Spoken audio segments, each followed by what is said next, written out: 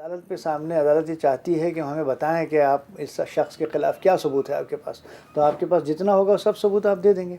उन्होंने जितना सबूत पेश किया वो सारा सबूत अदालत ने मानने से इनकार कर दिया और अदालत ने बहुत सख्त शब्दों में ये कहा कि नदीम को इस मुकदमे में झूठा फंसाया गया है। ये बड़े दुख की बात थी। यानी लंदन की सुप्रीम कोर्ट ने एक्स्ट्रेडिशन के डिवीज़न बेंच ने इस तरह के जुमले इस्तेमाल किए, इस तरह की बातें कही कि जिससे बहुत दुख हुआ हमें कि ये ऐसा नहीं होना चाहिए था, हमारे देश की बदनामी हुई उसमें। और उसके बाद वो मुकदमा हार जाने के बाद भारत सरकार ने हाउस ऑफ लॉर्ड्स का दरवाज़ा खटखटाया जो फाइनल है, और हाउस ऑफ लॉर्ड्स में लीव टू अपील रिफ्यूज़ कर दी गई, यानी मैटर फाइनल हो गया बिल्कुल। और उसे कम से कम 1 मिलियन पाउंड बतौर कॉस्ट भी देना पड़ा। प्रोसिक्यूशन के क्या चार्जेस थे? प्रोसिक्यूशन का यही कहना था कि नदीम ने अबू सालेम से फ़ोन पर बात की और रमेश तौरानी और नदीम ने मिलकर अबू सालेम से पैसे तय किए और पैसे उनको 25 लाख रुपए उनके लोगों को यहाँ दिए, ऐसे आरोप लगाए थे सरकार ने।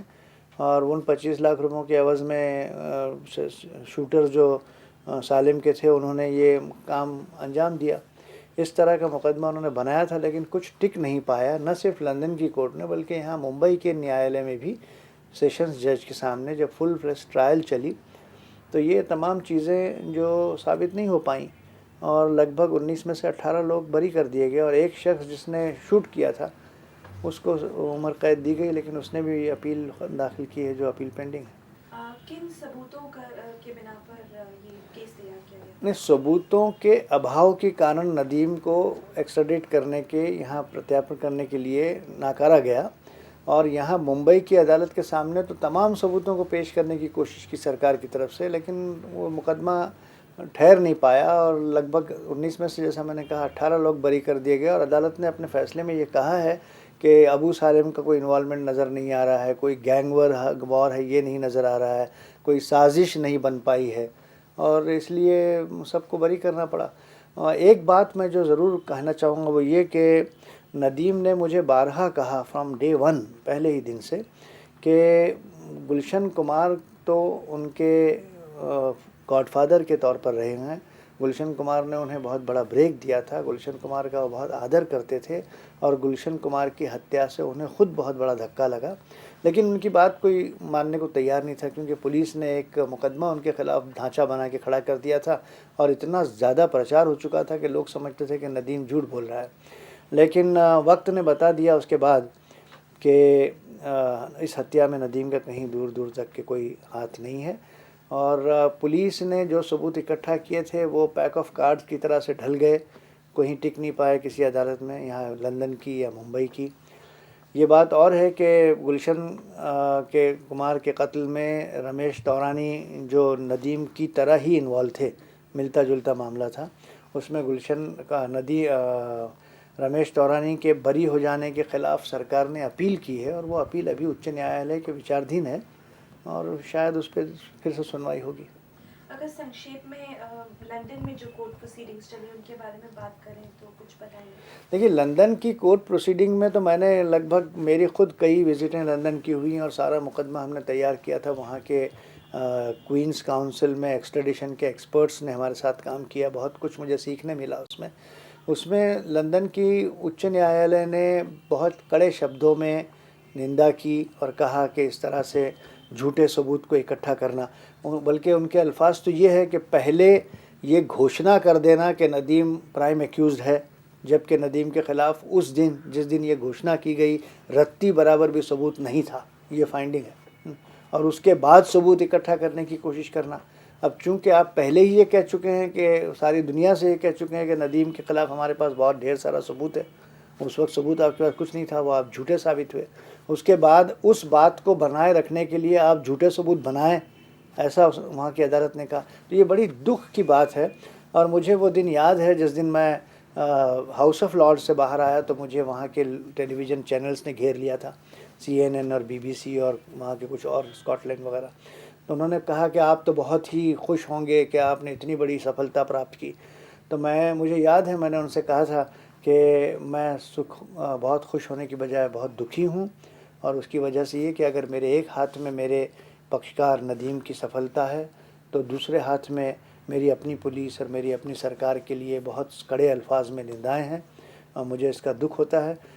यकीनन कहीं ना कहीं कुछ बड़ी गलती हो गई है और प्रदेश में इस तरह से हमें ज़लील करना हमें शोभा नहीं देता, लेकिन ये अब हो चुका, आइंदा ऐसी गलती ना हो इसके लिए जाके सारे प्रयास करने होंगे और हमें देश में जाके देखना होगा कि कहाँ किससे गलती हुई है और उसको ठीक करने के लिए क्या कदम उठाने चाहिए। ये पूरे कोर्ट प्रोसीडिंग्स की अगर बात करें लंदन में भी और इंडिया में भी, तो बहुत डिलेज हुई, मतलब बहुत एडजॉर्नमेंट्स हुए।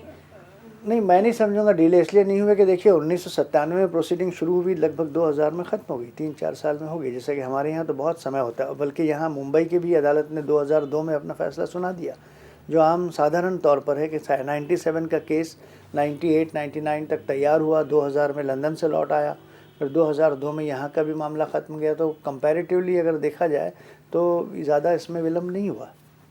और ये जो एक केस था, इसकी इंटेरोगेशन भी जिस तरह से बड़ी, इसको एक बहुत हाई प्रोफाइल केस मानते हैं जुडिशरी की हिस्ट्री में, तो आप क्या कहेंगे एज अ सीनियर लॉयर कि ये हाई प्रोफाइल केस था या इसे बनाया? देखिए, मुझे एक बात यहाँ आपके माध्यम से ज़रूर कहनी है, वो ये कि कोई भी गंभीर मामले में तफ्तीशी काम में गुप्तता होनी चाहिए।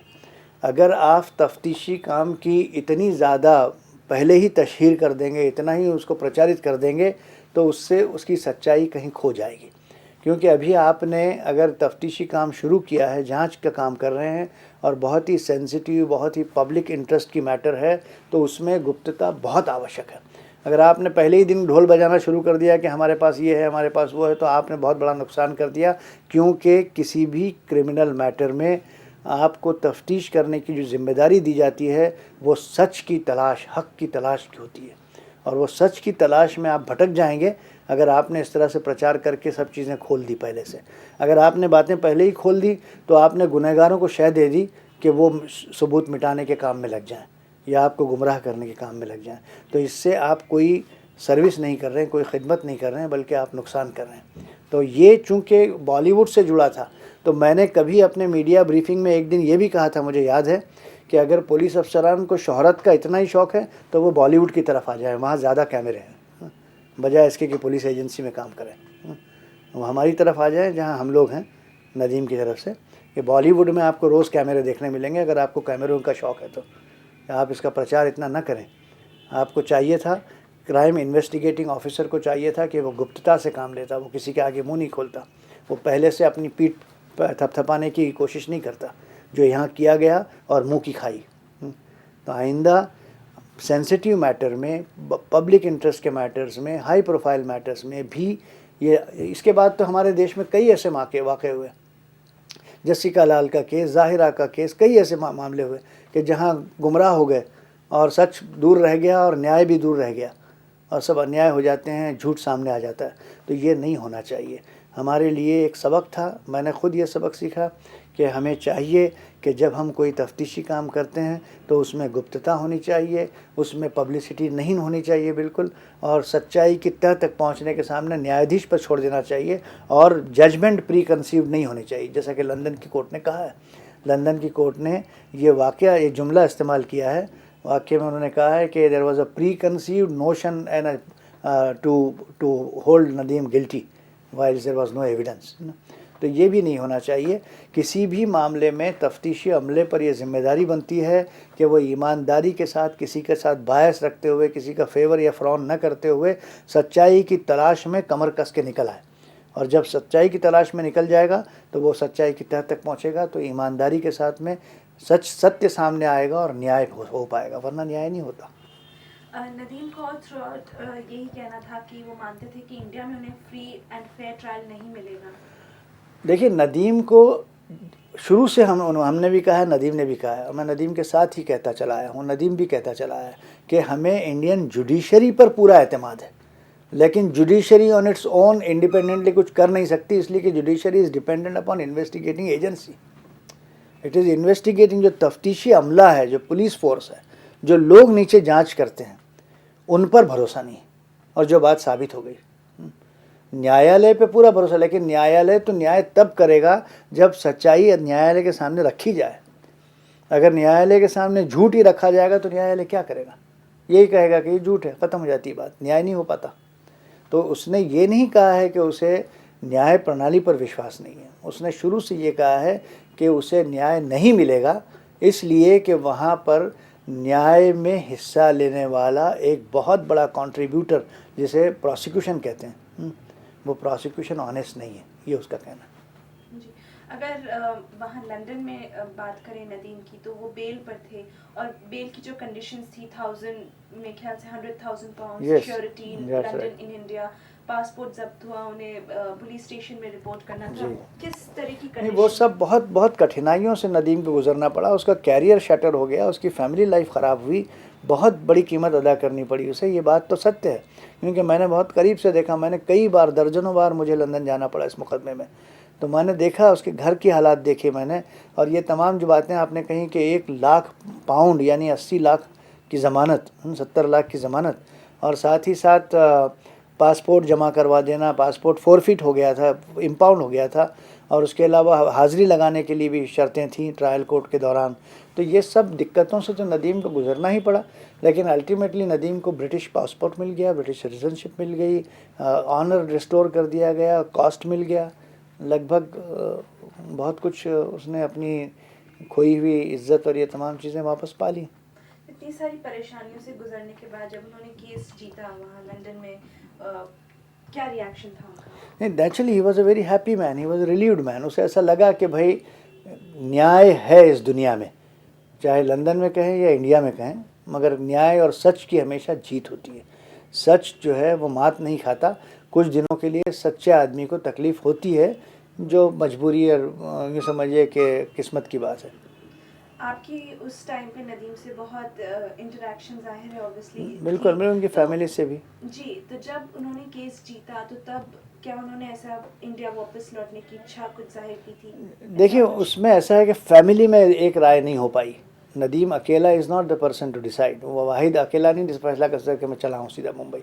उसके फैमिली में उसकी माता, उसके पिता, उसकी पत्नी, उसकी बच्ची, उसके भाई, कई लोग थे जिनकी सबकी मिल के राय ये हुई कि चूँकि यहाँ गैंग वॉर का ऑपरेशन है, कोई अबू सालिम की गैंग चल रही है, कहीं फ़लाँ की गैंग चल रही है, फ़लाँ का ये चल रहा है, तो उसमें कहीं शिकार न बन जाए वो गलत फहमी में।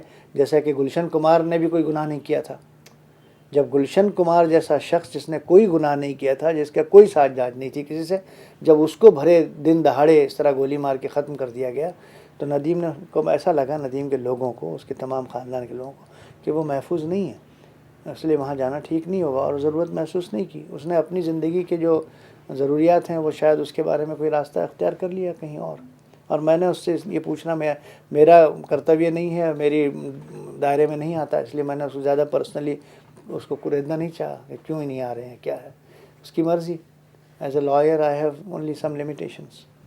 इस पूरे केस में जो कोर्ट प्रोसीडिंग्स हुई, अगर बात करें कोर्ट रूम में विटनेसेस हॉस्टाइल टर्न हो रहे थे या एविडेंस नहीं थे या एडजॉर्नमेंट्स हो रहे थे, इस पूरे सीन को आप किस तरह डिस्क्राइब करेंगे? नहीं, देखिए, यहाँ मुझे दुख इस बात का है कि एक अच्छा व्यक्ति गुलशन कुमार चला गया और उसकी इतनी बुरी तरह हत्या हुई, और वो क्यों हुआ और किसने किया, आज तक ये सच्चाई नहीं सामने आ पाई, ऐसा क्यों हुआ।